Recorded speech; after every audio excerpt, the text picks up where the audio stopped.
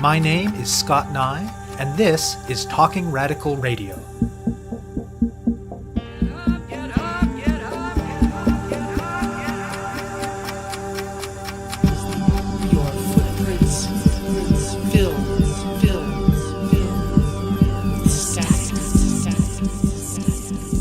Hello and welcome to Talking Radical Radio, where we bring you grassroots voices from across Canada. We give you the chance to hear many different people who are facing many different struggles, talk about what they're doing, how they're doing it, and why they're doing it, in the belief that such listening is a crucial step in strengthening all of our efforts to change the world. On this week's show, I'll be speaking with Samantha from the organization Courage.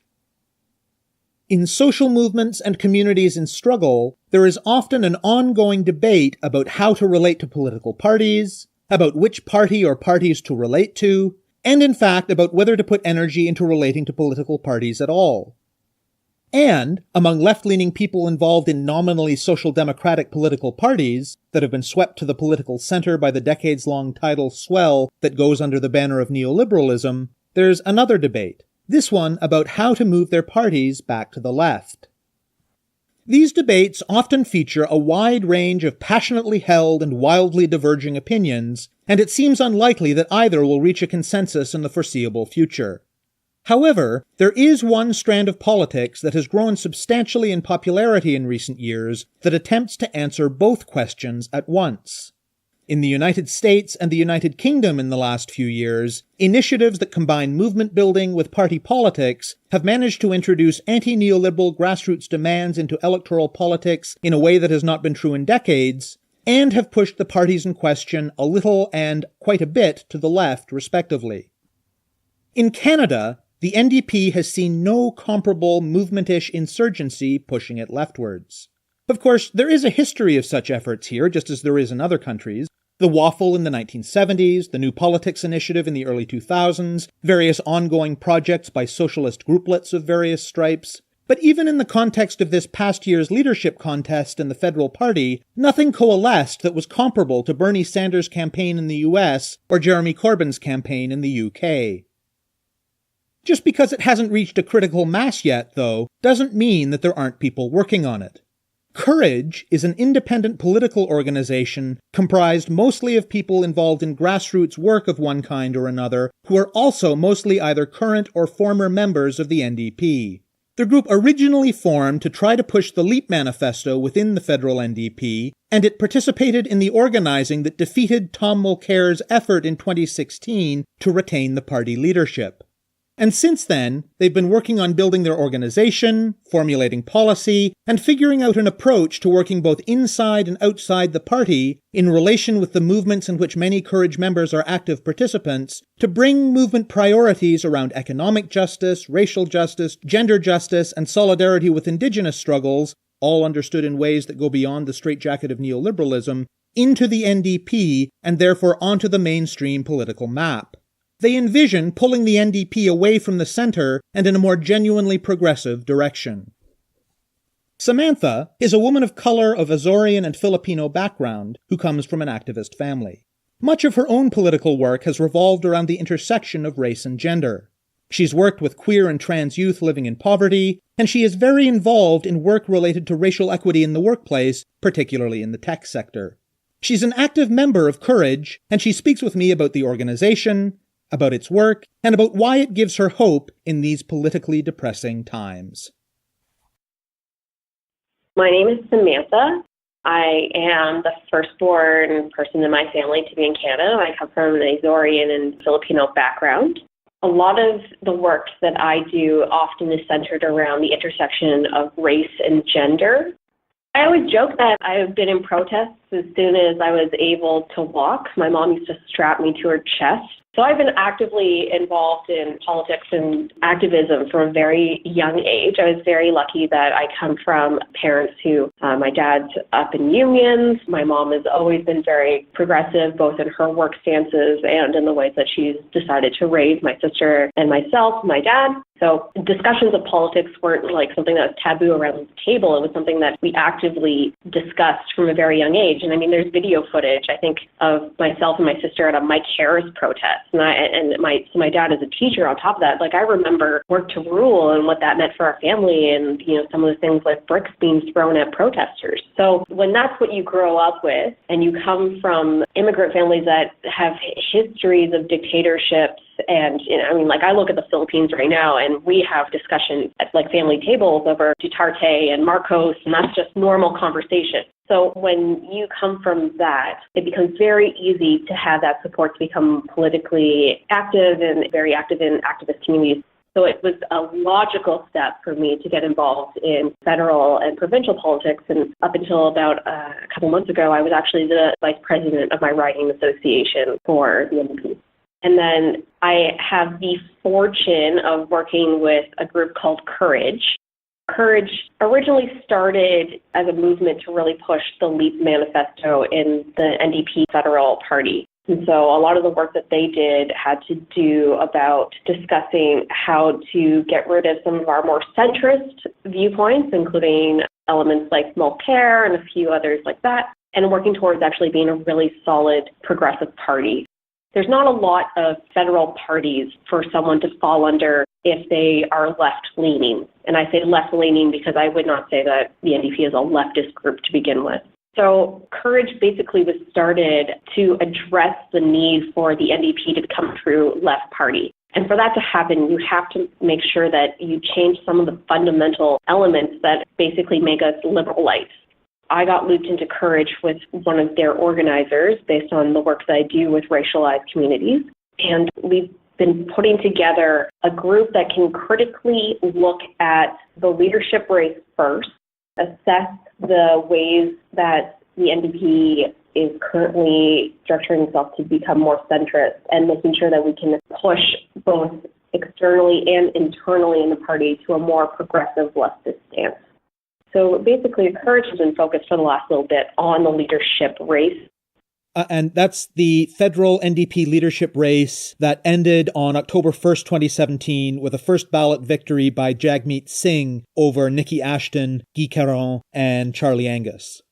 We did some assessment of the federal candidates, and even then, we did not go as far as to actually endorse the candidate. And a lot of that comes from the fact that we have a wide range of people who are a part of Courage, who have a wide range of thoughts of what progressivism looks like, what's needed first before we can get to a true leftist stance as a political party, and also making sure that there isn't alienation in the ways that we think progressiveness looks like, because that is such a key part of the reason why when you look at leftist groups that you don't see a high level of diversity.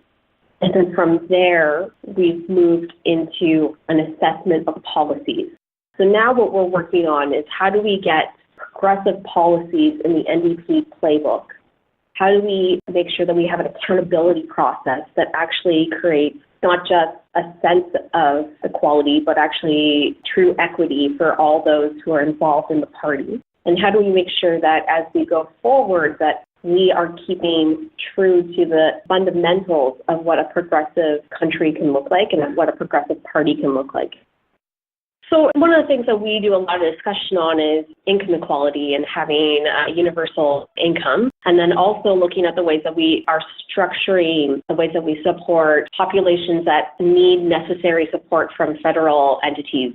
Looking at a tuition strategy, looking at healthcare, looking at accessible childcare, things that would actually be able to address the ways that we have inequality, especially when it comes to females in the workforce. These are all elements that need pushing, and especially when we were looking at the platforms that were coming out of leadership, we were all like, there's no perfect leader, right? So we can address what Guy is saying, be like, oh, we like this piece and this piece and this piece. And when we were looking at Ashton's campaign, oh, we like this element and this element and this element. And basically what we've been doing is we've been compiling the different parts of these leadership campaigns and making sure that we push those ideals forward as they continue through.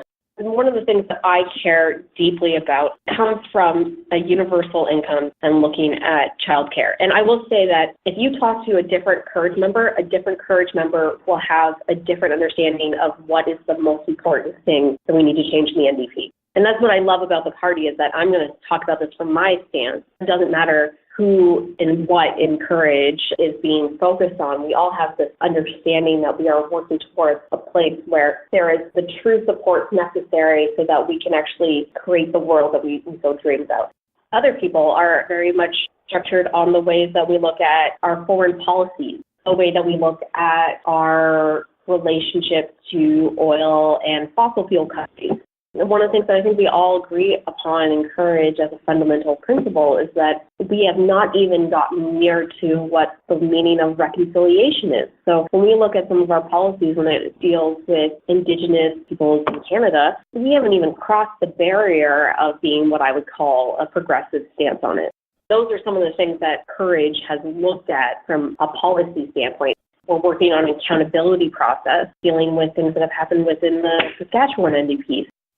And what Samantha is alluding to here is a situation in the Saskatchewan NDP where a former candidate and party activist has been accused of sexual harassment and sexual assault. It's almost like we have a small group that's proactively working on things that we need to remove some of the centrist things that are happening in the NDP, but we also have to reactively look at things that are happening to even get to the point where we can talk about policy. We can't even think about it because we're still reeling from the ways that we are ignoring survivors within our party. I first heard about Courage in early 2017 when the group was circulating a survey as broadly as it could on social media.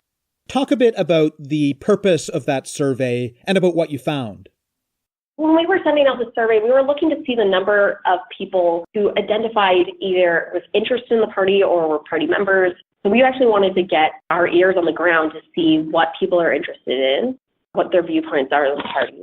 One of the ways that we used the survey was actually to create what our basis of unity was going to be. So we were looking at the ways that different groups were being either ignored by the current group or how we could actually influence the party based on what people were interested in. So from there, we had about 400 people respond to the survey, which was really great. And they all basically asserted what we were thinking, that we were not really as left as we could be. We also saw that we needed to kind of change the way that the organizational tree of the decisions within the NDP are grossly ineffective with actually looking at what is happening at a grassroots level. When we're looking at over 80% of the people who responded, which is 400 people who responded, saw that we needed to have a shift away from the staff-driven leadership towards the members in the NDP. So that's a clear indication that grassroots is feeling incredibly ignored by a structure that was supposed to support grassroots party style.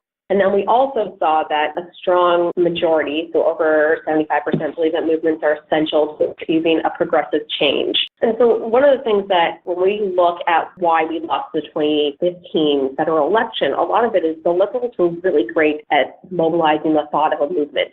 You would not look at Mulcair and think that's a movement right there. But the way that Trudeau was able to mobilize and create a movement, especially with young Canadians, really structured the ways that they were able to win that election.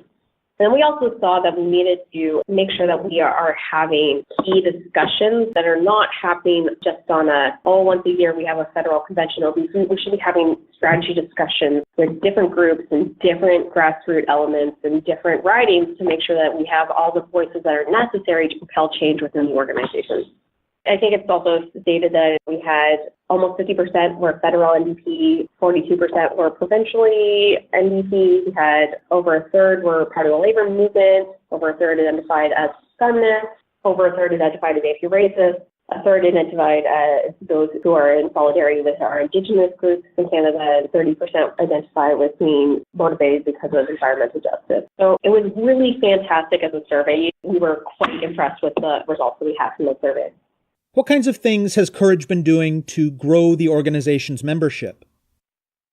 We gained quite a few members after the survey, and we ebb and flow. So we also gained quite a few members after our initial release of our discussion on the leadership. And then we got another flow after our circularization of our S2 and assessment of how we shame survivors in this party. So we ebb and flow based on what we're putting out. I will say that we have a FEM-identified and a race-identified caucus within Courage, and we've been looking at ways that we can better Courage before we bring in people who can experience lateral violence within an organization, right? So we are trying to make sure as a group that we practice what we preach and include as many of those voices, but also making sure that those voices are included in a way that they do not experience violence that is from, learned racism, learned sexism, learned misogynoir, that sort of thing. So what happens is quite a few of us, especially if we identify as them or are racialized individuals, we have outside groups that we talk to about things that are happening in Courage, and we bring those voices into our Courage meetings. So it's almost like we have an advisory board that we bring in to make sure that we gather the right resources and create the ideal organization. So as we scale, we are scaling in a way that reflects the principles that we hold dear to our hearts. Tell me more about how Courage functions as an organization in terms of, meetings and decision-making and that kind of thing. So we recognize that not all of our members are able to make it to our bi-weekly meetings. We recognize that's not going to happen. So we've tried to make sure that whenever we are making a decision, especially one that is going to be crucial to the way that Courage is structured, we send it to all of our members on our email list. And we open up documents for feedback so everyone can always put in feedback. We make sure that we're using multiple channels. Let's say we're working on a piece that's assessing the leadership, which we did quite a bit. We put that in both our internal and external Facebook groups and our Facebook page to allow people to actually have those conversations and give their critiques freely and make sure that every voice is heard within the ways that we are structuring documentation that we're putting Courage's name on. We have proxy votes. We have people who will send detailed responses to meeting minutes so that we can make sure that we acknowledge those voices at the next meeting. I love that even though we can't have all of our members together for our 2 to 3 hour meetings, we are able to open up many channels so that every person has either a way to vote yes or no on something or able to give their commentary on something, and that we can make sure that that's reflected and we go through quite a few ideations. So it might take a group, 2 or 3 weeks to do a policy in a different organization, but we'll take the time to go through 3, 4, 5, 6, 7 ideations to make sure that it accurately reflects our population and that everyone has a chance to sign off or send any notes or that sort of thing before something goes out, which I'm quite proud of. How does Courage plan to push its particular agenda within the NDP? Right now, we're really lucky that most of us are associated with a riding association or still have connections to a riding association. And it's a lot easier to get buy-in by riding association members to present our amendments or our policies either at provincial levels or at federal levels. We've been very lucky that we've been able to make those partnerships. So until we get caucus standing, and I don't even know if we ever want to go towards caucus standing, to be frank, we really need to work on making sure that we keep those connections with ridings to make sure that we can have proposals that go forward. So one of the things that we're working on and we're quite proud of is that we have an internal democracy amendment that we've put forward, and we've had sponsorship from a riding association to take it forward. So one of the things that we try to do is we'll assess areas of the party that we can put together a solid response or solid workaround or a solid amendment, and then see if we can get sponsorship from a riding association to then bring it to the next level. That way we don't have to worry too much about needing to get recognition by the party because we're getting sponsorship from a riding association. So we're finding that to be quite successful so far. So one of the things that you must have encountered is a certain amount of skepticism from a subset of people who are involved in social movements and communities in struggle. Skepticism coming out of the long history of efforts like the Waffle in the 1970s and the New Politics Initiative in the early 2000s and various other things over the years that have tried to push the NDP to the left and have mostly not succeeded. How do you respond to that skepticism? I would say that that's incredibly fair. I'll preference that, my 26 and 3/4 age means that I haven't been around for nearly as many movements as other members. We have a wide range of ages and experiences that are a part of Courage, and some of them actively discuss the successes and failures of other attempts to bring the NDP more left. I, too, hold my reservations on what I think is feasible within Courage. but I am always incredibly aware of how hopeful the group makes me feel. And I think right now, as we look at the ways that the party can change, especially with a new leader, that hope is motivating quite a few of us to make sure that this is something that actually does work. I would say I'm a realist in the ways that I look at activism, having joined and left other groups.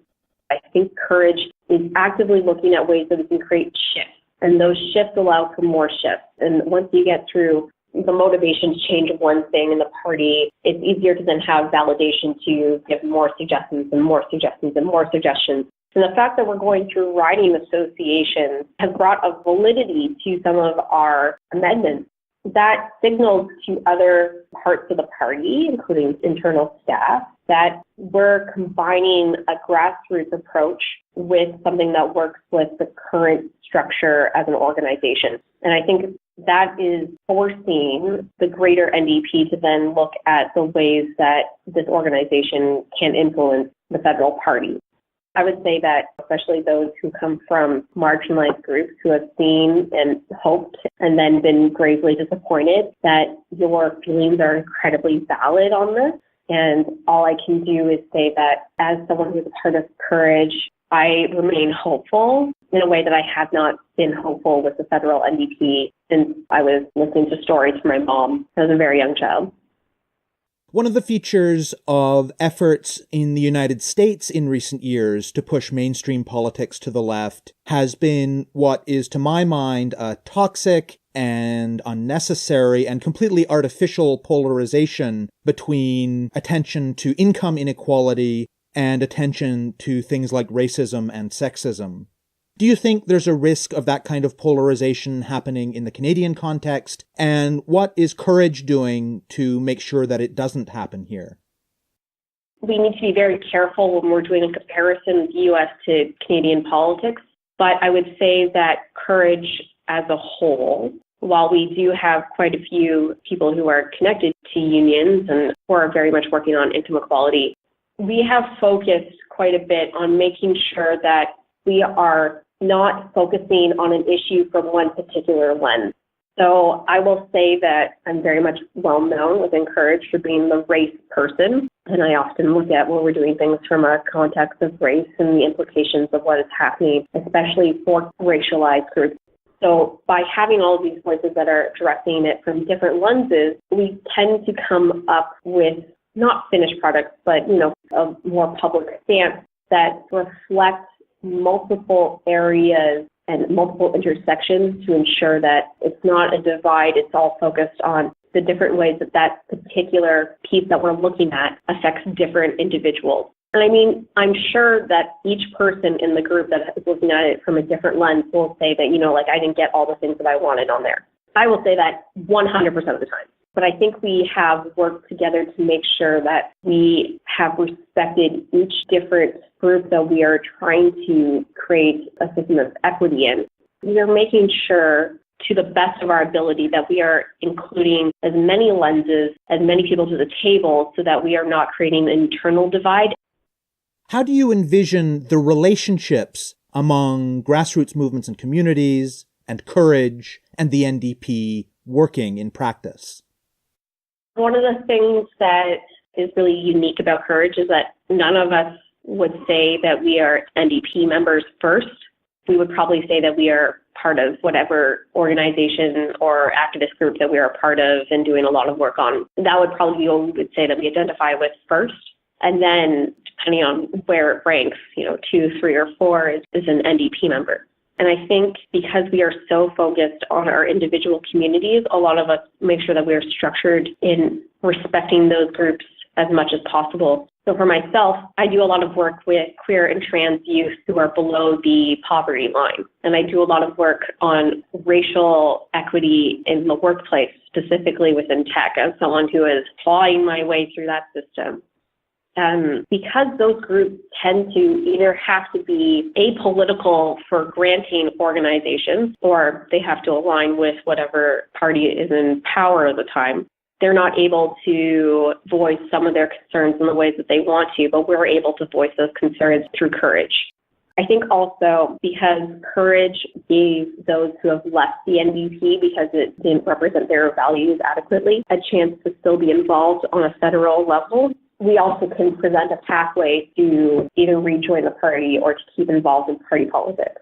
And I think that's honestly the ways that the federal party will learn to engage with courage is a way to look at disenfranchised members, to keep them involved in political activism, and then also as a way to then demonstrate that this party could be their political party. And I think that's where they're going to find the most value out of courage, honestly. Make your pitch to people who are involved in grassroots movements and communities in struggle about why you think it's worth it for them to also invest time and energy in courage. I'm going to talk to racialized folks. Hello, racialized folks. It's very easy to get involved in the NDP, especially as a federal party, as a person of color, because we are so easily tokenized. We are shiny objects that help them reflect what they are trying to do within the party. And that often can lead to lateral violence. That can lead to feeling like your voice actually doesn't matter, that there isn't an actual pathway for you to make real change within the internal structures because you're there as a show cookie. And I know what that feels like. And I can tell you that as someone who has been a part of courage, that I see people who traditionally have enforced the marginalization of my experiences in federal politics actually do the work to support my ideas, that I actively have been able to voice my concerns over anything that has happened in courage or any of our responses and have felt validated, have felt an instant sense of, you're right, we need to fix this. But I have never had to spend more than a few seconds articulating why something needs to be said, and that people have gone out of their way to address my concerns. And that is a very new experience for myself as someone who's been involved in political activism for the majority of my life. That is a very new experience for me. And it's been a very humbling and hopeful element of the ways that I interact with courage. So I would say to those who are disenfranchised, especially if they're racialized, that that is something that I've experienced and something that keeps me going back to courage as motivated as I am every day. You have been listening to my interview with Samantha about the organization Courage. To learn more about their work, go to trr-coalition.ca. To find out more about Talking Radical Radio, the guests, the theme music, and the ways that you can listen, or to suggest topics for future shows, go to talkingradical.ca and click on the link for the radio show. On the site, you can sign up for email updates or follow us on Facebook or Twitter.